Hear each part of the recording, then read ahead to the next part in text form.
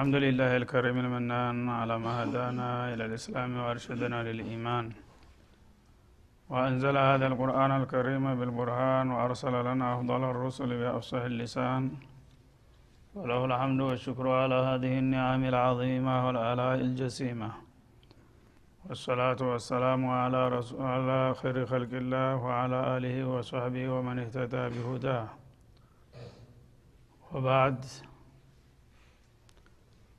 فقد وقفنا في الدرس الماضي عند قوله جل وعلا من سورة النساء يا أيها الذين آمنوا خذوا حذركم فانفروا ثبات أو انفروا جميعا الآية 71 فلنبدأ من هنا.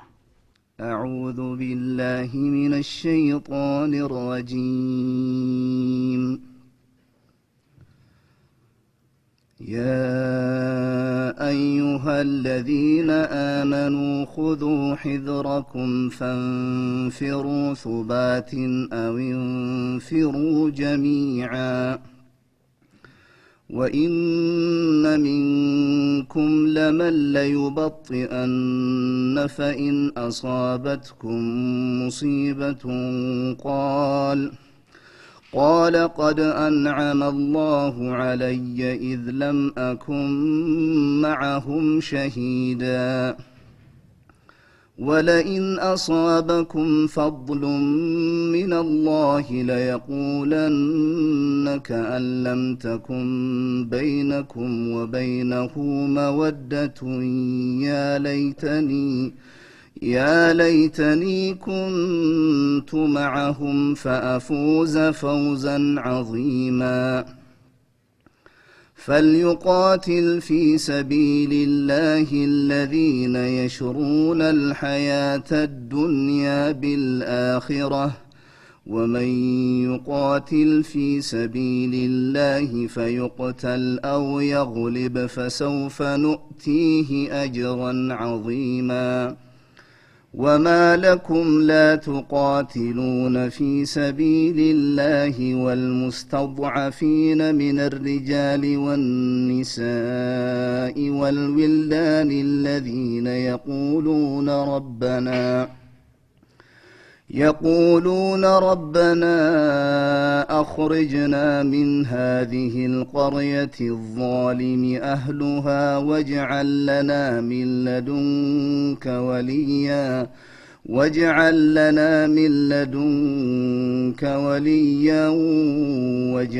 لنا من لدنك نصيرا الذين آمنوا يقاتلون في سبيل الله والذين كفروا يقاتلون في سبيل الطاغوت فقاتلوا أولياء الشيطان إن كيد الشيطان كان ضعيفا ألم تر إلى الذين قيل لهم كفوا أيديكم وأقيموا الصلاة وآتوا الزكاة فلما كتب عليهم القتال إذا فريق منهم يخشون الناس كخشية الله أو أشد خشية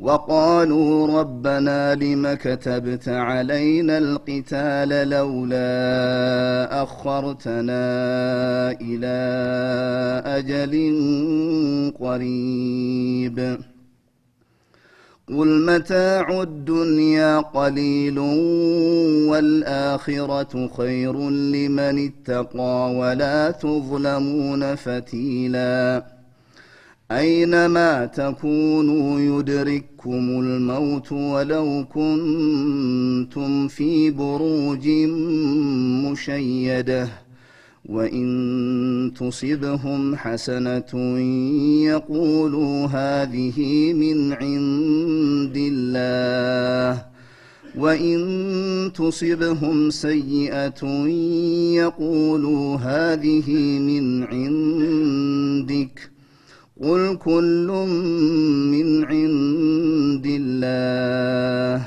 فما لهؤلاء القوم لا يكادون يفقهون حديثا ما أصابك من حسنة فمن الله وما أصابك من سيئة فمن نفسك وأرسلناك للناس رسولا وكفى بالله شهيدا من يطع الرسول فقد أطاع الله ومن تولى فما أرسلناك عليهم حفيظا ويقولون طاعة فإذا برزوا من عندك بيت طائفة منهم غير الذي تقول والله يكتب ما يبيتون فأعرض عنهم وتوكل على الله وكفى بالله وكيلا أعوذ بالله السميع العليم من الشيطان الرجيم يقول الله سبحانه وتعالى موجها عباده المؤمنين وناصحا لهم في مصالح الدنيا والدين الله سبحانه وتعالى أما يبارچون ለዲናቸውም ለዱንያቸውም የሚጠቅምና የሚበጃቸውን በመንገርና በመምከር እንደሚከተለው ይላል ሁል ጊዜ ያ አዩሃ الذين آمنوا የሚል ቃል ከመጣ ከዚህ ቀጥሎ አንድ የሚጠቅማቸው ነገር ሊነግራቸው ወይም የሚጎዳቸው ነገር ሊያስጠነቅቃቸው ነው መግቢያ የሚያደርገው ለምን ቃል ኪዳናቸውን እንዲገነዘቡ ነው እናንተ አማኝነን ካላችሁ አማኝ የሆነ ሰው በእምነቱ መሰረት በገባ ኮንትራት መሰረት ያመነበት ጌታ የነገረውንና የመከረውን መስማት ይተበቅበታል እንደውም ያመነበት ጌታ ይጎዳሃል ብሎ ያስጠነቀቀውና ያሳወቀውን ነገር መራቅ ይኖርበታልና እምነት ተግባርን ይወልዳል እምነት በመላስ ብቻ ተነግራ የምትቀር ቋንቋ አይደለችም አማኝ ነኝ እስካላችሁ ድረስ እምነታችሁ ይሄን ያስከትልባችኋል ነው ትርጉሙ ስለዚህ አብዱላህ ብን መስዑድ ታላቁ ሰሃቢ ረዲየላሁ ዐንሁ إذا سمعت الله سبحانه وتعالى يقول يا أيها الذين آمنوا فأصغ له سمعا فإنه إنما أمر ينفعك أو شيء يحذرك ከዚህ ቃል በኋላ የሚመጣው ነገር ቀላል ነገር አይደለም ህይወትህን የሚመስል ነገር ነውና ጌታ ያ አዩሃ الذين آمنوا የሚለውን ቃል ስትሰማ ቀቅ ብለህ ከልብ አዳምጥ ከዛ ቀጥሎ የሚነግር ነገር ወይ የሚጠቅምህን ነገር እንዲያትዘነጋል ማስገንዘብ ነው ወይ የሚጎዳህን ነገር ማስጠንቀቅ ነውና ይላል ስለዚህ እናንተ አማኞች ሆይ የሚለው ያው የሚታመንበት ነገር ብዙ ዘርፍ አለው እንደሚታወቀው የመጀመሪያውና ዋነኛው ራሱ አላህ ነው በአላህ ያመናችሁ ማን ነው አርካኑል ኢማንን ያካትታል አላህን እንደ ኻሊቅ እንደ ራዚቅ እንደ ኢላህ እንደ አምላክ አርጋችሁ የተቀበላችሁ እስከሆናችሁ ድረስ ከዛም ቀጥሎ በመላእክቶቹ በኩቱቦች በሩሱሎችና በመላእክር በቀደር ያመናችሁ ሁሉ ማለቱ ነው እነዚህን እምነቶች ተቀበለናል ካላችሁ እነዚህ እምነቶች ፍሬያማ እንዲሆኑ እለት ተለት የተግባር ውጤት ይጠበቅባችኋል ከነዛ ውጤቶች አንደኛው خذوا حذركم ማለት ማስጠንቀቂያ ቀጠለ ማለት ነው እንዝላሎች አትሁኑ ዝንጎዎች አትሁኑ ጥንቁቆች መሆን አለባችሁ ሙእሚን ተብሎት ያበቃ ፈዛዛ ደንጋዛ መሆን አይገባውም ይላል አላህ ዛሬውና ያድርገውና እና ጥንቁቆች መሆን አለባችሁ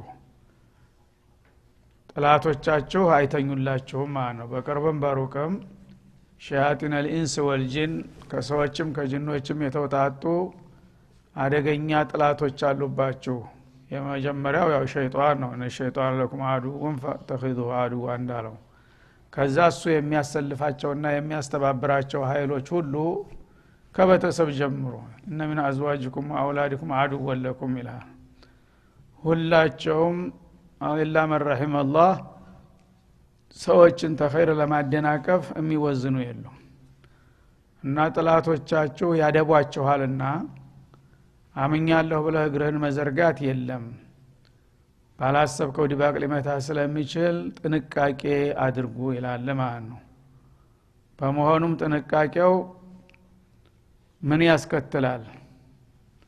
ጥላት ሊያጠቃ ሲመጣ በመጣበት እግሩ ለመመለስ ያንተን ዝግጅት ይጠብቃል ማለት ነው። አለበለዚያ የፈለገውን አድርጎ ይሄዳል። ስለዚህ خذوا حذركم ጥንቃቄያችሁን ያዙ። فانفروا ثبات ጥላቶቻቸው እናንተ ሊያጠቁ ሲመጡ እንዳመጣጣቸው እንደ ሁኔታው በግሩፕ በተወሰነ ኃይል ሊመለስ የሚችል ከሆነ የመጣው ኃይል የተወሰነ ያንን የሚመጥን ኃይል በመላክ ተቋቋሟቸው ይላል። አውም ፍሩ ጀሚዓ ወይም ደግሞ ሁላችሁንም ክተት የሚያስጠይቅ ነገር ከሆነ አመጣጡ ያን ጊዜ ደግሞ ሁላችሁም ማገጫርቀሳል ትንሹም ትልቁም ባለ በለለው ኃይሉ ተረባርቦ የጥላትን ሴራና ደባ ማክሸፍ ይጠበቅባችኋል ይላል። እንግዲህ አላህ Subhanahu Wa Ta'ala አበክሮ ለኡመተ الاسلام ምን አይነት መመሪያ እንዳስቀመጠ ቁልጭ አድርጎ የሚያሳይ ነው አያት ማለት ነው። ሙስሊሞች ሁሉ ጊዜ እስላምን ተቀብለው እንዲሁ ምንም የለብንም ብለው ተዘናግተው ሊኖሩ አይገባቸውም። ሁሉ ጊዜ ጥንቁቆች መሆን አለባቸው። ለምን የማይተኙ ጥላቶች አሉባቸውና እያለ ነው። እነዛ ጥላቶች እንግዲህ ሊለዋወጡ ይችላሉ። አንድ ጊዜ ሹዒ ሊሆን ይችላል፣ ሌላ ጊዜ መጁሲ ሊሆን ይችላል፣ ሌላ ጊዜ ይሁዲ ሊሆን ይችላል፣ ነስራኒ ሊሆን ይችላል፣ ታንተው አካልም የሆነው ሙናፊቅ ሊሆን ይችላል ማለት ነው። እነዚህ ሁሉ ክፍተት ካገኙ መግቢያ ቀዳዳ ካገኘ ጥላት አንድ ቀን አድብቶ ዛሬ ተመችቶኛል ባለቀን ነው የሚመታህ ማለት ነው። ያኔ ደግሞ አንተ ተዘነጋህ የሚፈልገውን ነገር አድርጎ በቀላሉ አንተን ተጥቅም ውጭ ያረጋል። ጥንቁቅ ከሆንክሳ ጥላት አለብኝ ማለትን ታወቅ ሁሉ ጊዜ ታጥቀህ ነው የምትኖረው ማለት ነው። ያ ጥላት የፈለገውን ነገር ሊያረግ ቢመጣ እንደ በቀላሉ አትበገርለትም፣ የዛግት ታስተነፍሰዋለህ። ስለዚህ ጥላቶቻችሁ ወይም በተወሰነ ግሩፕ ይመጣሉ የተወሰነ ኃይል ጉዳት ሊያደርሱባችሁ ያኔ ይሄን ያህል ኃይል ይሄን ያህል ትጥቅ ያለው ኃይል ነው እኛን አሁን ያደባን ያለው ማለት ከታወቀ ለዛ አቻ ተመሳሳይ የሆነ ኃይል ትልክለታል ማለት ነው። ያቱን ለተወሰነ ቡድን አገር በሙሉ ተነስክተታ አይባልም ማለት ነው። እንደገና ጥላት ደግሞ በጣም በዝቶና ሰፍቶ ሁላችሁንም የሚጠይቅ ከሆነሳ የዛ ጊዜ ሁሉም ባለ አቅሙ በገፍ በቡድን በጀማዓ ተነስቶ የመጣውን ጥላት መመለስ ይጠበቅባችኋል ነው የሚለው። ናሱባቲን ማለት ፊአቲን ጀማዓቲን ሰገራ ማለት ነው። ከጥላቶቻቸው የሚመጣው የተወሰነ ኃይል ከሆነ በዛው መጠን የተወሰነ ቡድን በመላክ መልሰው ማለት ነው። ጀሚዕ ሆነው ከመጡሳ እነሱ ያለ የሌለ ኃይላቸውን አስተባብረው ለአንዴና ለመጨረሻ ጊዜ እነሱ ማጥፋት አለብን ብለው ከመጡሳ በዛው አይነት እናንተም ደግሞ ያለ የሌለ ኃይላቸውን ማስተባበር ይጠበቅባችኋል። ይሄን ካላረጋችሁ ግን አደጋ ላይ ሊወድቅ ይችላል ዲናችሁ ነው የሚለው አላህ Subhanahu Wa Ta'ala። ወኢነ ሚንኩም ለመን ለዩበጢአን እኔ ይሄ ነገር እንግዲህ እንድታስቡና እንድትዘጋጁበት እየነገርኳችሁና እየመከርኳችሁ የኔን ማስጠንቀቂያ ተቀብላችሁ መዘጋጀት ሲጠበቅባችሁ ከናንተ ግን አንዳንድ ወታቾች እንዳሉ አቃለሁኝ ይላል። ለዩበጢአን ጌታ የሰጠውን መመሪያና ምክር ልበልተው እያለ እያመነታ ወደ ኋላ የሚጎተት ሰነፍና እንዝላል እንዳለ አቃለሁ ይላል። የነዛ ይዞማች ናቸው ተጠንቀቋቸው። ምክንያቱም ችግር እያለ እንደሌለ የሚያስተኛህና የሚያዘናጋህ ለማለት ነው። ሙእሚን ነኝ እያለ ጠላት አንተ እንዲባል ሊመታ እያደባ እየተዘጋጀ እያየ እሱ ግን ለራሱ መስነፍ ሳይበቃው እናንተንም ማስተኛት የሚሞክር አለ ይላል አላህ። ለዩበቲአነ ማለት የጅሩኩም ኢለል ወራእ ማለት ነው። ምን ነገር የለም ዝም ብላችሁ ነው ይልሃል ማለት ነው። ምን ነው ይሄን ያህል እንትን የሚባለው ቀላል ነው ነገሩ፣ ዝም ብትሉ ዝም ይላል ይቀራል እያለ አንተን አዘናግቶና አደንዞ ሊያሳርድህ የሚሞክር አለ ያንተው አካል ተብሎ ይልሃል። ፈይን አሷበትኩም ሙሲባ እና እነሱ እንደዛ ለማዘናገትና ወደ ኋላ ለመጎተት እየሞከሩ ግን ከወዳ የተደገሰው ነገር ገፍቶ መጥቶ በእናንተ ላይ አደጋ ከደረሰ ይላል። እንግዲህ ታልተዘናጋ ጥላት ያው እቅዱን ገቢራዊ ማረጉ አይቀርም። መጥቶ ታጠቃ ያው ቁስለት፣ ሞት፣ ስደት የመሳሰሉ ነገሮች ተደረሱብህ ምን ይላል ይሄ ጎታች ሆነው ያንተ ወገን የነበረው ቃል ቀድ አንዓመ አላሁ ዐለየ ኢዝ ለም አኩን መዐሁም ሸሂዳ። ሱብሃንአላህ አላህ ለኔ ትልቅ ጸጋ ውለታው አለልኝ ይላል። በወገን የደረሰውን ነገር እሱ ግን በደስታ በተስፋ ይቀበለዋል ማለት ነው። እኔማ ተው ብያቸው ነበር፣ አርፋችሁ ተቀመጡ ብያቸው ነበር፣ አናርፍም ብለው ይሄው እነሱ ዋጋቸውን አገኙ። እኔ ግን ከነሱ ባለመቀላቀሌና ከነሱ ጋር ባለመሆኔ አላህ አወጣኝ። የራሱ መዳን ያስደስተዋል ማለት ነው። ወገን ማለት ግን ምንም ጉዳዩ አይደለም። እንግዲህ ተመልከት ያ የለየለት ዋና ጥላት የተባለው ራሱ ይሻላል ከዚህ አይነቱ ሰው ማለት ነው። ያ ጥላት ነው ወትሮም ተሱ ምን ትጠብቃለህ? ይሄ ግን ትናንትና አንተን መደገፍና ማጎልበት ሲገባው ሲያዘናጋህና ሲጎትትህ ቆይቷል ማለት ነው።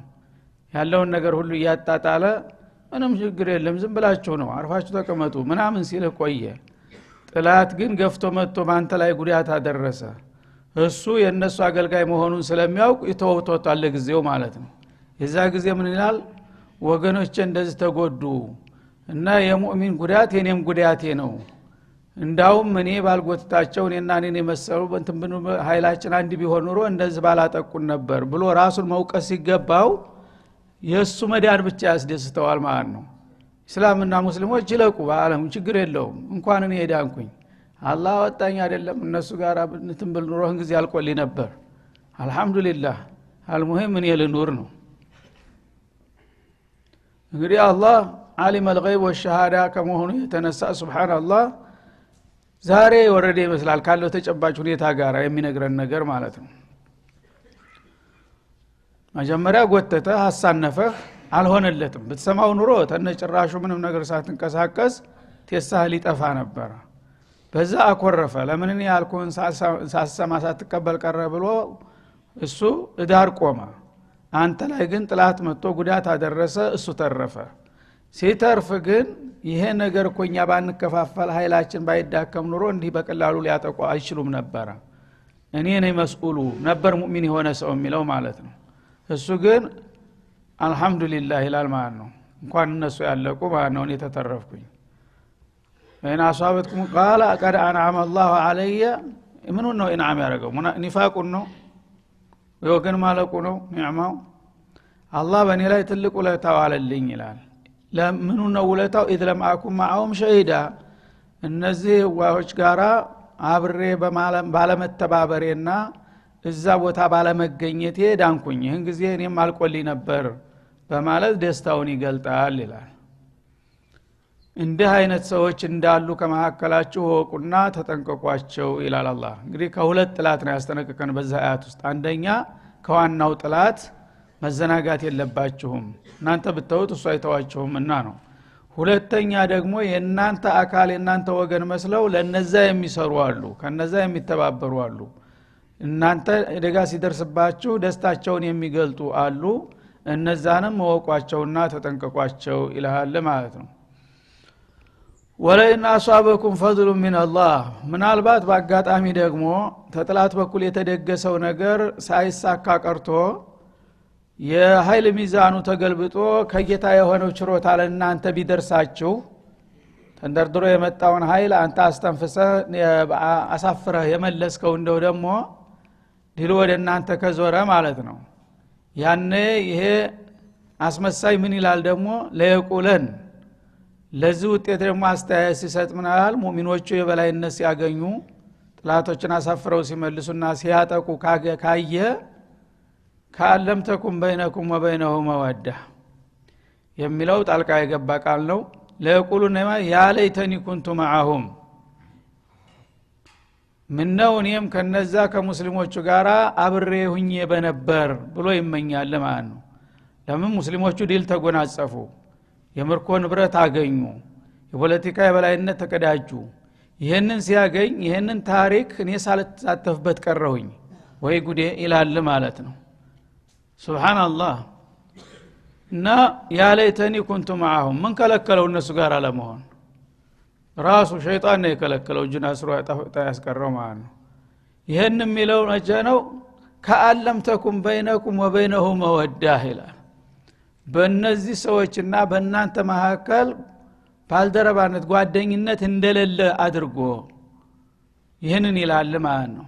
ያ ለይተኒ ኩንቱ መዓሁም የሚለው ሰው አንድ ነገር ታሪካዊ ነገር ሲሰራ በወገን እሱ በሀገር የሌለ ከሆነ ያልሰማ ከሆነ ወይ ያልተነገረው ከሆነ እኔ ብኖር ኑሮ ማለት ያምርበታል ማለት ነው። እሱ ከመጀመሪያ እስከ መጨረሻ አብሮ አለ፣ እንደውም ሲጎትት ነበር። አሁን ግን ሙስሊሞቹ በርትተው የሱን እንግዲህ ማሳነፍ ትተውት ያንን አላማቸውን አሳክተው ድል በሚቀዳጁበት ጊዜ ምን ነው አብሬያቸው በኖርኩ በዚህ ማዕረካ ላይ በዚህ አውደ ውጊያ እኔም አብሬ ብሳተፍ ኑሮ ምንኛ ጥሩ ነበር ብሎ ይመኛል። እሺ ሳይሆን የቀረው ለምንድን ነው? እሱ ስላልፈለገ ነው እንጂ አልሰማም፣ ዜናው አልደረሰውም ወይስ አልተነገረውም። የማያውቅ ሰው ወይ በአገር የሌለ ሰው ነው እንዲህ ሊል የሚገባው። እሱ ግን ከመጀመሪያ እስከ መጨረሻ አለ፣ እንደውም ሲጎትት ነበረ። አሁን ግን ውጤቱ በሱ ባሰበው ተቃራኒ ሲመጣ ምን ነው ከነዚህ ከሙስሊሞቹ ጋር አብሬ ተሰልፌ ኑሮ ይላል ማለት ነው። ከአለም ተኩም በይነሁ ወበይነሁ መወዳ በሙስሊሞቹ በሙኽሊሶቹና በሱ መካከል ግብብነት ጓደኝነት ቀረቤታ እንደሌለ አድርጎ ልክ እሱ በሌለበት ተደብቀው ሄደው እድል እንዲያስመለጡት አድርጎ ምንውን የብኖር ኑሮ ይላል ማለት ነው። ለመኖር ምን ከለከለህ? አንተ አልፈልግ ብለህ ነው ያልተቀላቀልከው ይላል አላህ Subhanahu Wa Ta'ala። እና ያ ቢሆን ኑሮ ፈአፉዘ ፈውዘን ዐዚማ ይላል። ታላቅ የሆነ እድል እኮ እንግዲህ አግኝቼ ነበር ማለት ምንድነው? በሱ ስሌት ታላቅ የሆነ እድል የሚለው ዝና ነው ወይ የምርኮ ገንዘብ ነው እንጂ አላህን ሰዋብ አይደለም፣ ሪዶላህን አይደለም። ያማ ቢሆን ኑሮ ወትሮስ መጭቀራ። አሁን ሰዎቹ ቀናቸው፣ የበላይነት አገኙ፣ የምርኮ ንብረት አገኙ፣ እንደገና ደግሞ ጀግኖች ተብለው ተሸለሙ። ያን ዝናና ግዚያዊ ጥቅም ስላመለጠው እነሱ ጋር በሰለፍ እኮ ኑሮ እህን ጊዜ እኔም ተሰልፌ ነበር፣ እኔም ተወድሼ ነበር፣ እኔም የምርኮ ገንዘብ አግኝቼ ነበር፣ ምንኛ ጎድ ሆንኩኝ ብሎ እንትን ይላል። ለዲኔ የሚጠበቅብኝ ኃላፊነትን ሳልወጣ ቀረሁኝ ቢል ተውባ ይሆንለት ነበር። ያ አይደለም ያሳሰበው፣ ቁሳዊ ጥቅምና ግዚያዊ ዝና ስላመለጠው ብቻ ነው ማለት። ስለዚህ ፈሊቃቲል ፊ ሰቢልላህ ኢላላ አላህ Subhanahu Wa Ta'ala። ለማንኛውም የዚህ አይነት ወስላቶችና ጎታቾች እንዳሉ አትርሱ። ምን ጊዜም ይኖራሉ የዚህ አይነት ሰዎች። እነሱ ወደ ኋላ ቢጎትቷቸውና ጉዳት ሲደርስባቸው እንኳን እኔ ሄዳንኩኝ እሱ የራሱ ጉዳይ ጥቅም ስታገኙ ኑሮ ደግሞ የዛ ጊዜ ምን ነው እኔ ብኖር ኑሮ ማለታቸው አያስገርምህ። ወትሮም አላማ ቢስ ናቸውና እነሱ እንዳሉ ተዋቸውና ፈሊቃቲል ፊ ሰቢልላህ በአላህ መንገድ ይታገል ይጋደል።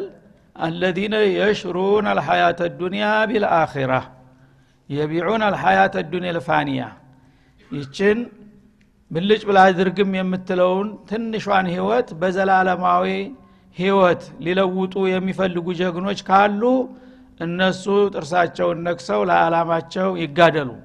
እነዛ ዓላማ ቢሶች ናቸው። ወትሮውንም ለዚህ ጉዳይ አላህ አይወፍቃቸውም።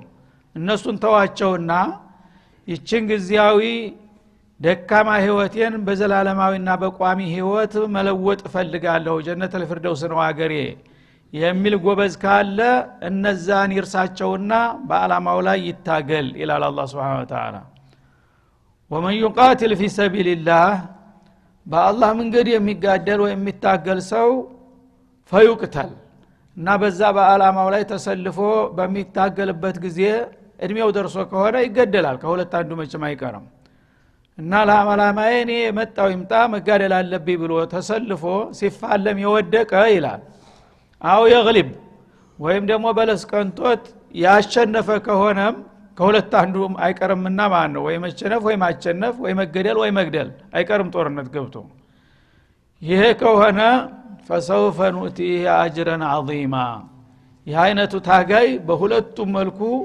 ዋጋ ቢስ አይሆንም ብቻ فليتاكد انه في سبيل الله بكل اخلاص በአላህ መንገድ ነው የምታገለው ብሎ እስካመነና አቋሙን እስታስተካከለ ድረስ ከዛ በኋላ የመጣው ውጤት ይምጣ ይሄ ሰውዬ ከሳሪ አይደለም ይላል አላህ Subhanahu Wa Ta'ala ይሄዲ الحسنيين ሲሆን ደብል የሆነ እጣ ያገኛል ዱንያም አኺራም ቢያንስ ግን ብትገደልም ፋኢዝ ነህ ለምን في سبيل الله شهير ነህና ይላል መገደል ራሱ እድለኝነት ነው في سبيل الله ይላል አላህ አው ይግሊብ ወይም ደግሞ ተሳክቶልህ ታቸነፍክ ግዚያዊ ዲል ካገኘህም ይሄ ደግሞ ሌላ እድል ነው ማለት ነው በሁለቱም ግን አልከሰረም ሙእሚን ታጋይ በመሆኑም فسوف نؤتيه اجرا عظيما እንዲህ አይነቱን ታጋይ ታላቅ የሆነን ምንዳ እንደምንሰጠው ነው ይላል በዱንያ ያው ነስር ይሰጠዋል አላህ መርኮ ይሰጠዋል ስልጣን ያቆናጥጠዋል